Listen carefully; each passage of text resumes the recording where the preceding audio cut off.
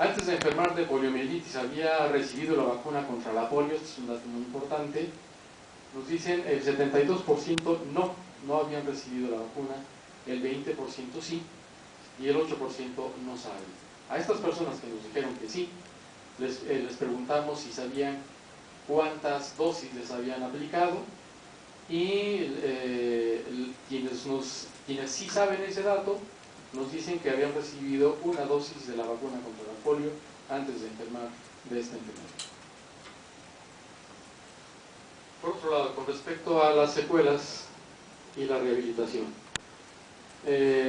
como ustedes pueden ver en esta gráfica, es abrumadora la proporción de personas que, habiendo padecido la polio, quedan con alguna secuela visible en su cuerpo. Y luego les preguntamos a todos en qué partes de su cuerpo es en donde tenemos la secuela. Y como ustedes pueden ver, bueno, en esta gráfica les voy a pedir que se fijen primero en la columna, en esta columna, donde dice sí, y en donde ustedes van a poder notar que hay diferentes tonalidades. Bueno, pues los tonos más subidos de color son las regiones de nuestro cuerpo en donde hubo la mayor cantidad de personas con secuelas. Como ustedes pueden ver, es básicamente a nivel de L2, L3, L4, L5, S1 y S2, que son estas áreas. Básicamente el muslo, alrededor de la rodilla, en las piernas, los pies y la parte de atrás de los muslos. Eso es la zona en donde mayoritariamente todos nosotros tenemos alguna secuela. Ejercicio y hacer deporte, bueno, esa es una costumbre que hemos tenido muy poco. Ejercicio lo hemos hecho solo de manera eventual. Y deporte prácticamente nunca, la mayoría de nosotros. Con respecto a aparatos y apoyos funcionales, esta es una parte muy importante en esta presentación. A consecuencia de la poliomielitis, ¿ha debido usted utilizar bastón, silla de ruedas, muletas canadienses, sillas de ruedas eléctrica, órtesis larga, muletas axilares, órtesis corta, andadera, órtesis de cadera, una plantilla especial, un zapato, otro aparato o apoyo, algún zapato especial, un corset o un cabestrillo? Esa era la pregunta, si sí o si no. Y no solo si sí o si no, sino que de hecho a sugerencia de Juli, que está aquí con nosotros, se separó la pregunta, o se desglosó la pregunta en nunca, en el pasado sí, actualmente no, desde siempre o antes no y ahora sí.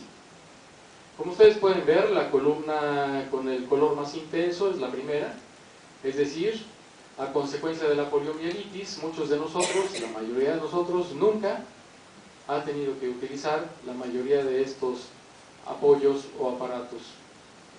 Es decir, muchos de nosotros hemos ido por ahí caminando sin mayor apoyo y sin ningún aparato y sin nada, ¿no? La mayoría. Por supuesto, hay personas que toda su vida han tenido que llevar algún aparato o algo, pero la mayoría nunca hemos tenido que usar nada de esto. De hecho, mi caso es de que apenas a partir del año 2004 he tenido que coger el bastón, luego las muletas y después la muleta. Es decir, primero comencé con las dos y me lastimé el hombro derecho y entonces tuve que dejar una de las muletas y ahora ando solo con una. No por gusto, sino porque me resultó peor, decimos en México, el remedio que la enfermedad.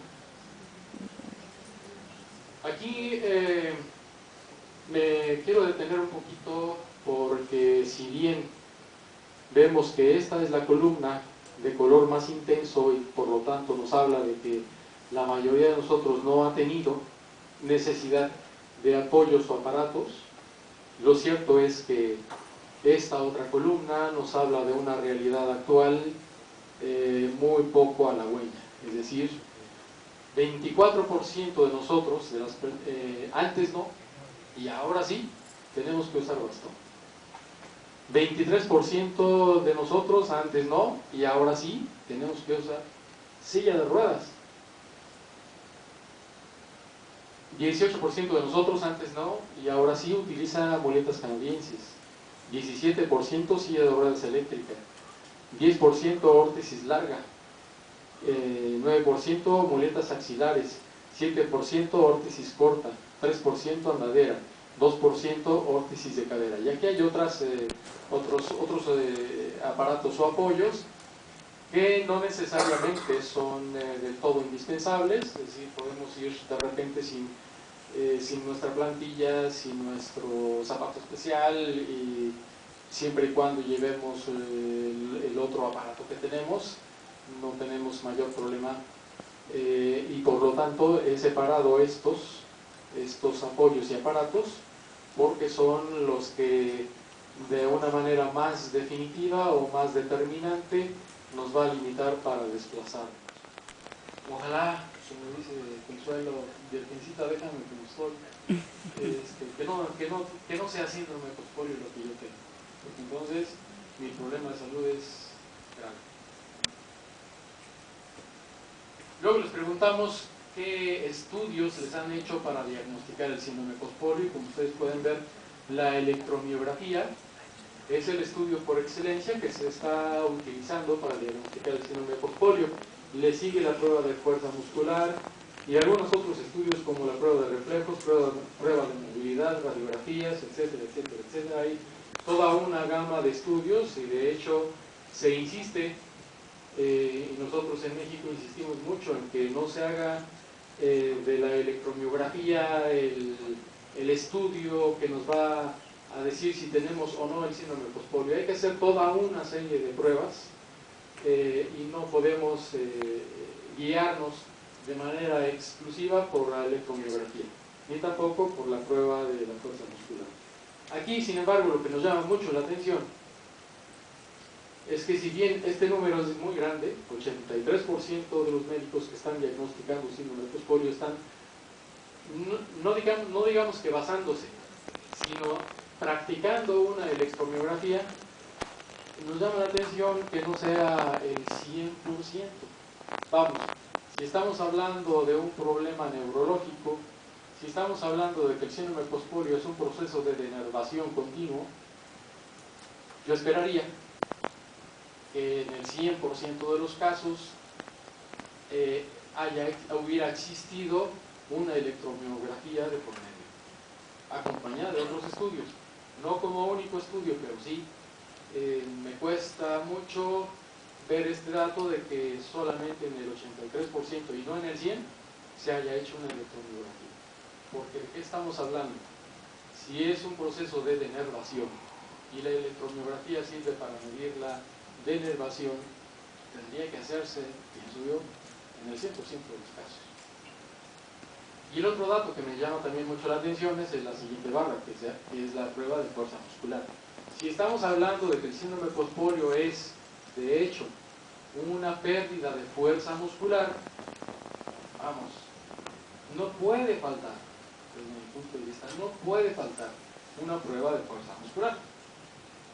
El 64% de los pacientes que han sido diagnosticados se les ha practicado una prueba de fuerza muscular. Es alto el número, es respetable, pero tendría que ser el 100%, pienso yo.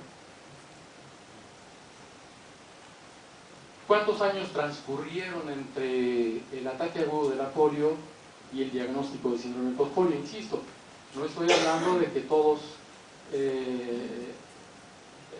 estoy hablando solamente de las personas que han sido diagnosticadas, que no quiere decir que sean todas las personas que lo padecen. Y tampoco podría decir que todas las personas diagnosticadas con síndrome postpolio efectivamente lo padecen. Vamos, si no hubo una electromiografía, si no hubo una prueba de fuerza muscular, ¿de qué estamos hablando? A lo mejor si sufre dolor muscular o dolor articular es suficiente para que un médico le diagnostique síndrome postpolio. Yo lo cuestionaría. Bueno,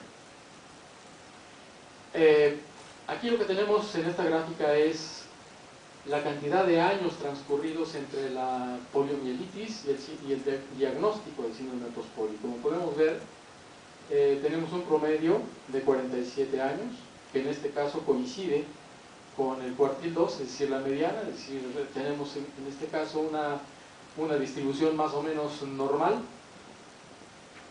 Esto es, aquí se dibuja más o menos la figura de una campana, lo cual habla de una distribución normal.